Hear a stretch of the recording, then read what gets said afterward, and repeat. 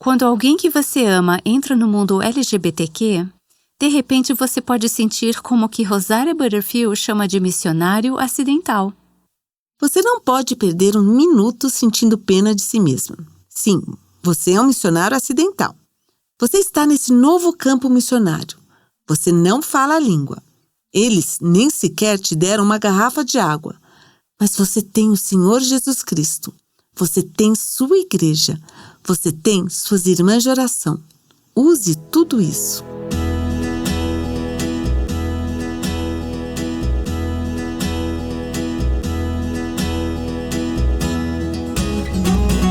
Este é o Aviva Nossos Corações, com Nancy DeMoss Wogemuth, coautora de Mulher, Sua Verdadeira Feminilidade e Design Divino, e Mulher 2, 10 Elementos da Feminilidade e Design Interior, na voz de Renata Santos.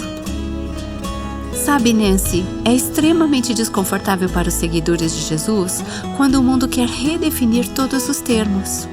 O que era para cima, agora é para baixo.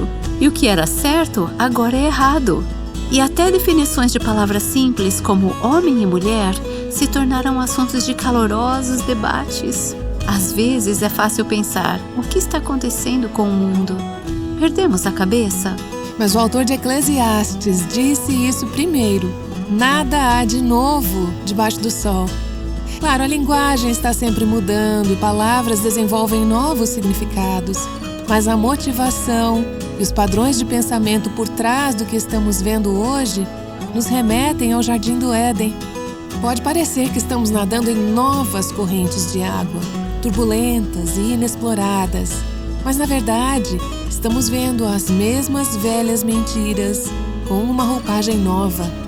Essa é uma das razões pelas quais é tão útil ouvir análises reflexivas e um pensamento claro e fundamentado na Bíblia, de pensadores sábios e piedosos. Eu sei que isso me ajuda a colocar em palavras aquilo que pode ser realmente difícil de expressar. Bem, a nossa palestrante de hoje é uma pensadora e comunicadora brilhante. O nome dela é Doutora Rosaria Butterfield. Ela vai nos fazer refletir. E se isso parece um pouco intimidador, não se preocupe. Eu amo a forma como a Rosaria vai além do teórico e nos ajuda a aplicar conceitos às nossas vidas de maneira bem prática. Rosaria passou vários anos no ambiente universitário, defendendo e ensinando valores diametralmente opostos à palavra de Deus. Valores relacionados a gênero e sexualidade. Mas Deus tomou conta de sua vida e, gradualmente, tudo em seu mundo foi virando de cabeça para baixo, ou melhor, para cima. Hoje Rosaria é casada com um pastor e mãe de 4 filhos. Tivemos o prazer de ouvi-la compartilhar um pouco ontem, quando retransmitimos um bate-papo com Dana, Laura Perry e Rosaria durante a pré-conferência Mulher Verdadeira em 2022. Durante aquela pré-conferência, os palestrantes analisaram vários aspectos de uma passagem importante em Romanos 1. Agora vamos ouvir Rosaria Butterfield. É realmente uma honra estar aqui com vocês hoje. Este é um tema difícil e, às vezes, a clareza tem alguns ângulos bem agudos. Mas meu tema hoje é quando alguém que você ama rejeita o plano de Deus para a sexualidade e gênero. Vou estruturar minha fala com alguns pontos. O primeiro ponto com o qual quero começar é uma reação honesta e esclarecedora sobre como chegamos onde estamos e exatamente onde estamos. Estamos agora em uma cultura que codificou ou colocou em lei as 3 trocas que você vê em Romanos 1. Isso significa que precisamos pensar sobre o que está acontecendo de forma diferente do que fazíamos há 5 anos. Eu sei que algumas pessoas se perguntam, o mundo realmente mudou? Ou estamos apenas envelhecendo? Bem, ambos. Em Romanos 1, no final do capítulo, vemos 3 trocas, e até mesmo a palavra troca está na linguagem do texto. Por quê? Tendo conhecimento de Deus, não o glorificaram como Deus, nem lhe deram graças. Pelo contrário, se tornaram nulos em seus próprios raciocínios e o coração insensato deles se obscureceu. Dizendo que eram sábios, se tornaram tolos. versículos 21 e 22. Ok, quais são as 3 trocas?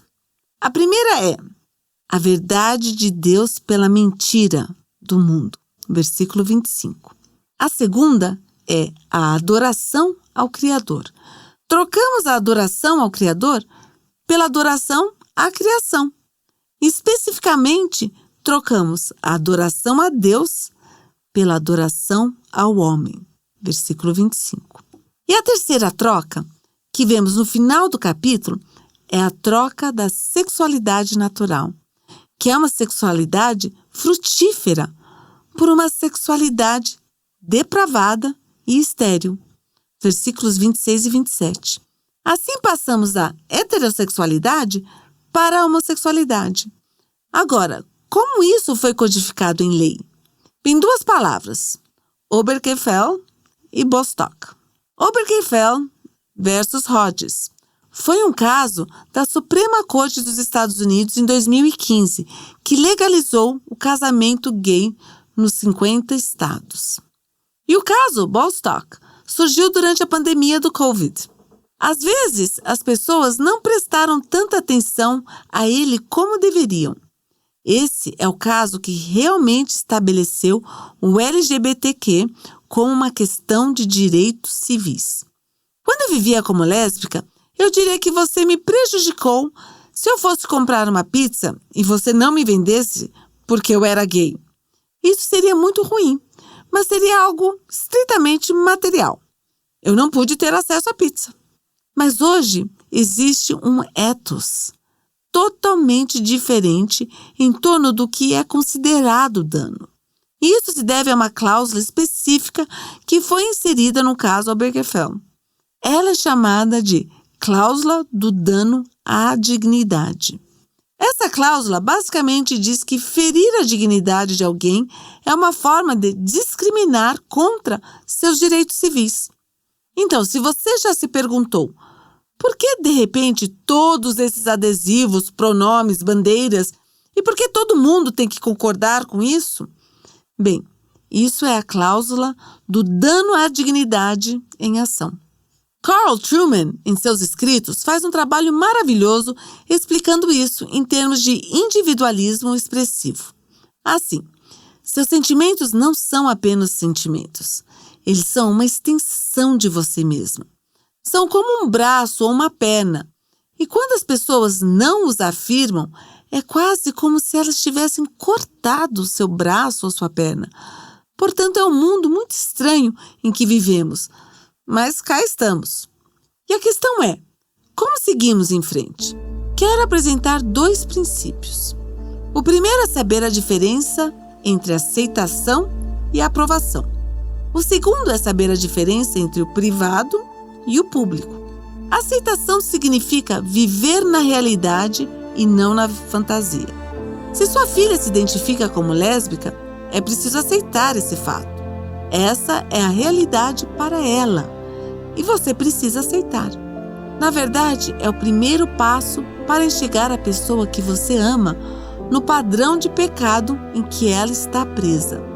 Mas a aceitação não inclui acreditar na interpretação dela sobre como ela chegou até aqui, ou mesmo no que isso significa. Aceitação não inclui acreditar que seu filho chamado Rex é realmente sua filha chamada Matilda. Aceitação não inclui ser manipulada pelo terapeuta que diz: se você não chamá-lo ou chamá-la pelos seus novos pronomes, você será causa de um suicídio. A aceitação rejeita isso, porque a aceitação não perde de vista Jesus, mesmo enquanto trabalha com a situação aparente atual. Veja bem, a aprovação é bem diferente. A aprovação significa abençoar toda a situação. A aprovação vai além de amar sua filha no pecado dela. A aprovação significa chamar o pecado dela por outro nome. Talvez você o chame de graça. Talvez o chame de bênção. Talvez o chame de doença. Mas tende a compartimentalizar sua vida cristã. Aprovação significa negar a Cristo. Isso significa negar a esperança e negar sua responsabilidade de carregar a cruz que sua idade e sua situação exigem. Significa interpretar Lucas 14, versículos 26 e 27 de forma errada. Essa é aquela parábola difícil onde Jesus fala sobre odiar sua mãe e seu pai. Claro, odiar nesse contexto significa amar menos. Mas é muito importante, se você está amando o seu filho pródigo, que você o ame menos do que ama a Jesus. Para um cristão, aprovar o pecado é, em si, um pecado. Você não será capaz de ajudar a pessoa que ama se estiver presa em permanecer conectada ao seu pródigo, sem se deixar doutrinar pela histeria em massa ao redor dele e ao seu redor. Portanto, eu diria que a aceitação e a aprovação formam a linha tênue que um cristão que ama alguém preso a essas mentiras precisa navegar. Veja, aprendi que a aceitação é uma grande bondade, mesmo sem aprovação. E aprendi isso com Ken e Floyd Smith décadas atrás, quando eles me disseram que podiam me aceitar como lésbica, mas que a aceitação deles não significava aprovação. Isso foi em 1997. E eu realmente não me ofendi com a fala deles. Há outras coisas com as quais se ofender.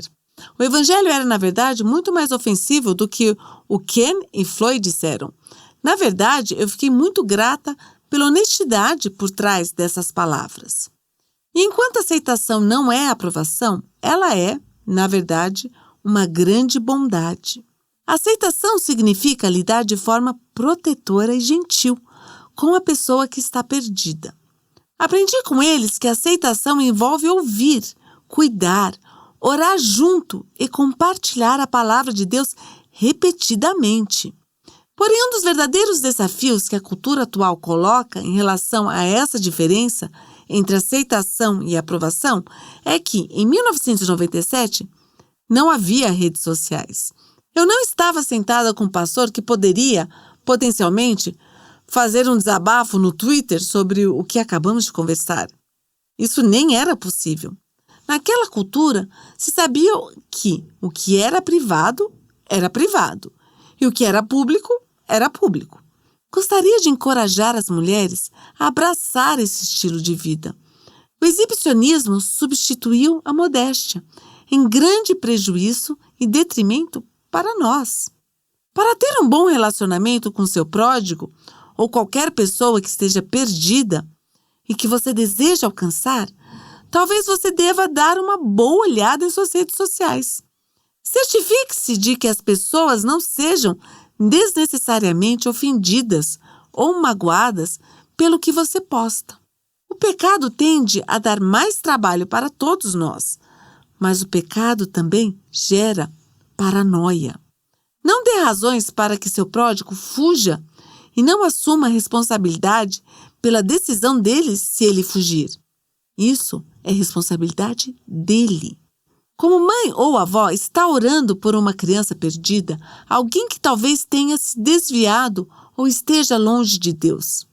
Mas ao mesmo tempo você também está orando por uma criança que foi coberta por orações desde cedo. Uma criança que é alvo constante de orações tem uma diferença significativa em sua vida e no mundo ao seu redor. Quero pensar em como podemos aplicar isso a algumas das perguntas que chegam regularmente ao meu site. Aqui estão alguns dos pontos principais, apenas os principais, que surgiram nos últimos 2 meses. O primeiro é este. Pais e mães, por favor, não pense que só porque seu pródigo é adulto, vocês não exercem mais a função de pais em suas vidas.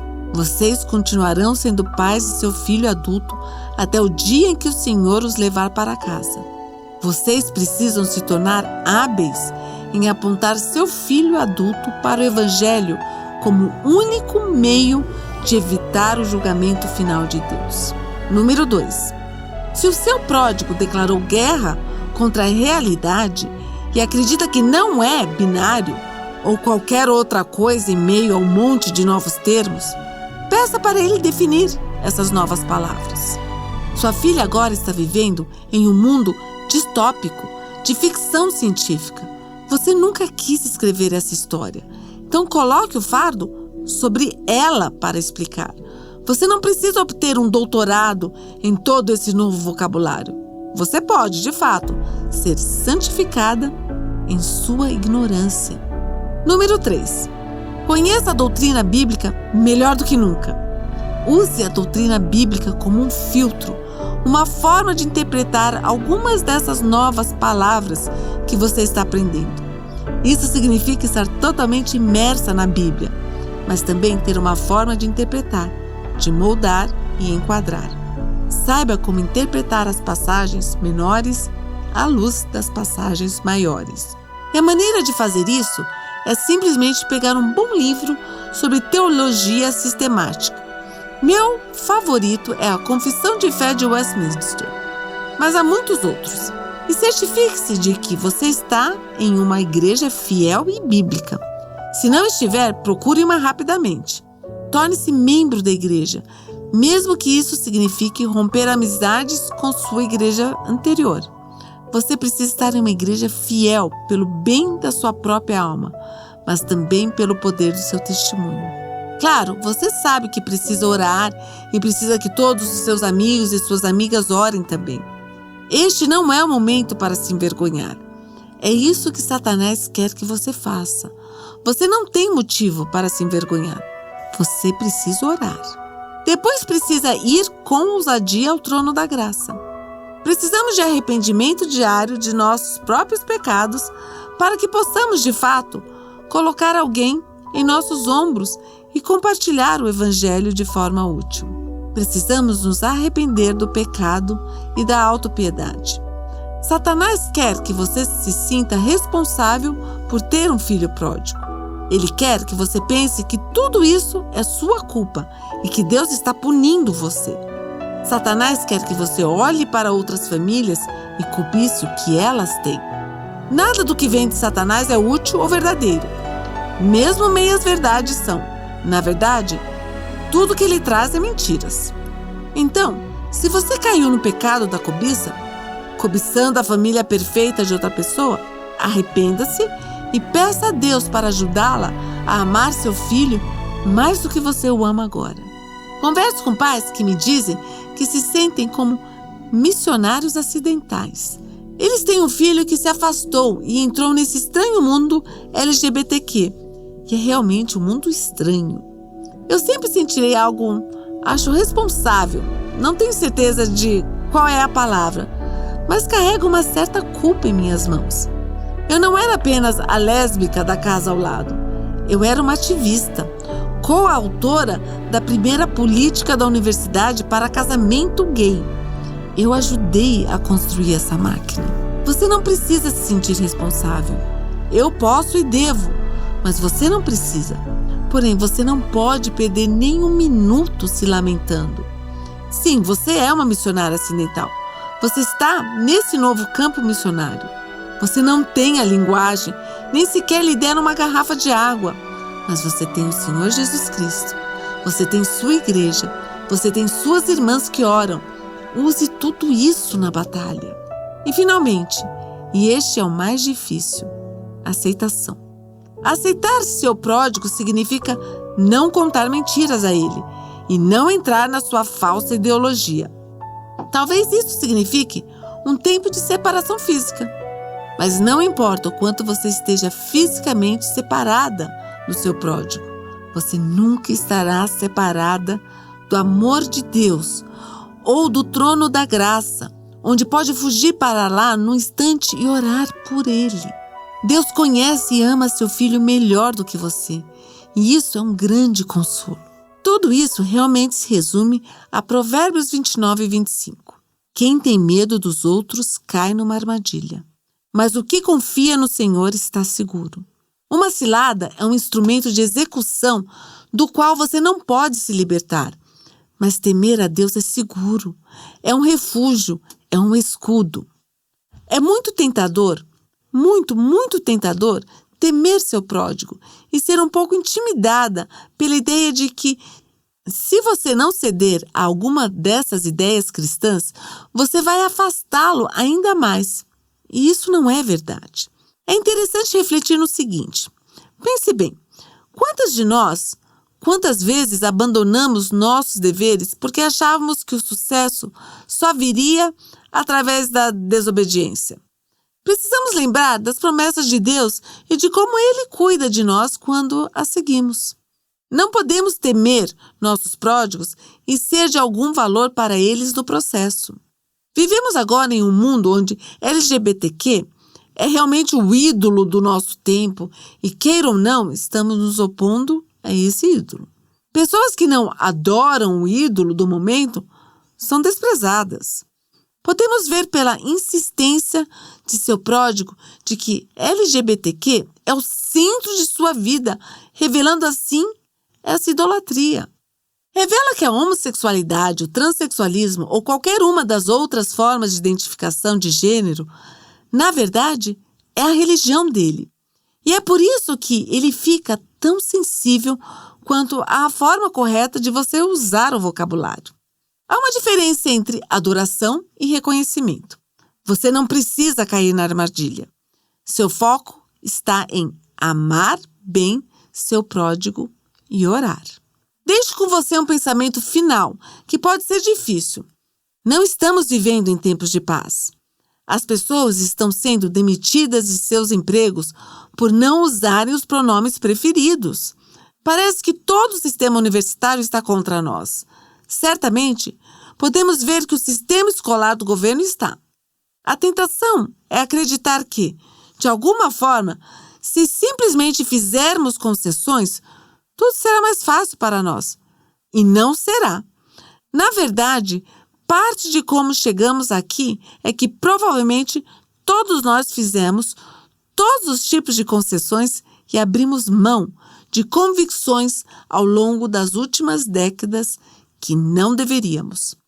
A boa notícia é que hoje é o dia da salvação. Eu estarei orando para que hoje seja o dia da salvação para o pródigo que você tem no coração.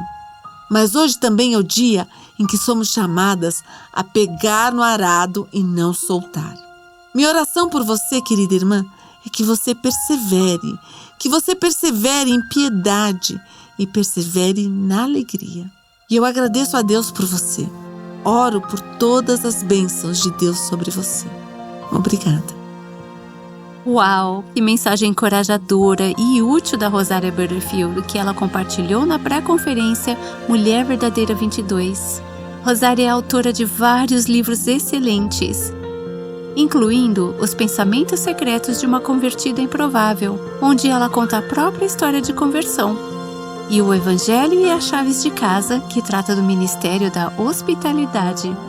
A mensagem de Rosária não é somente útil em nos mostrar a verdade do que a palavra de Deus diz, mas eu diria que também é prática, pois nos dá maneiras específicas de como aplicar essa verdade em nossas vidas. Sim, muito bom, Raquel. Eu amo o coração da Rosária.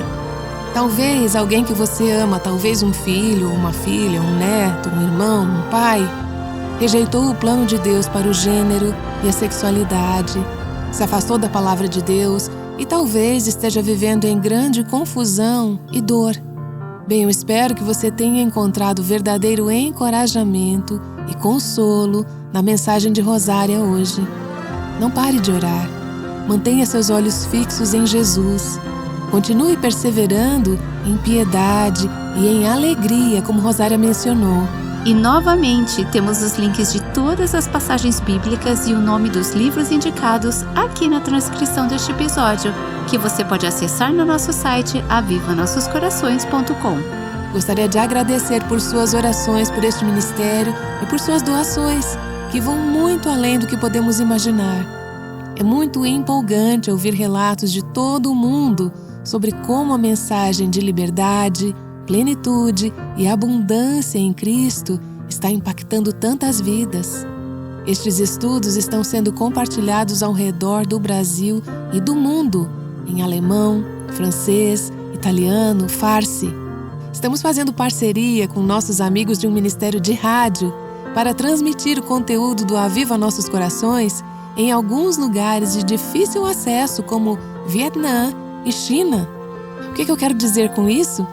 Milhões de mulheres ao redor do mundo estão ouvindo sobre liberdade, plenitude e abundância em Cristo por causa das suas orações e das suas doações. Você faz parte disso. Que bênção! Ah, isso não é demais? Eu amo ouvir como Deus trabalha e o que Ele tem feito através deste ministério. Acesse o nosso site para informações de como fazer sua doação. Amanhã voltaremos a transmitir uma palestra dada na pré-conferência Mulher Verdadeira 22 sobre gênero e sexualidade. Vamos ouvir novamente a doutora Julie Slattery. Ela vai expandir um conceito que já ouvimos falar antes, o de disciplina sexual. Ela vai explicar o que ela quer dizer com esse termo e como você e eu podemos ser parte da promoção da integridade sexual. Não perca no Aviva Nossos Corações! O Aviva Nossos Corações é o ministério em língua portuguesa do Revive Our Hearts, com Nancy DeMoss Wogemuth, chamando as mulheres à liberdade, à plenitude e à abundância em Cristo.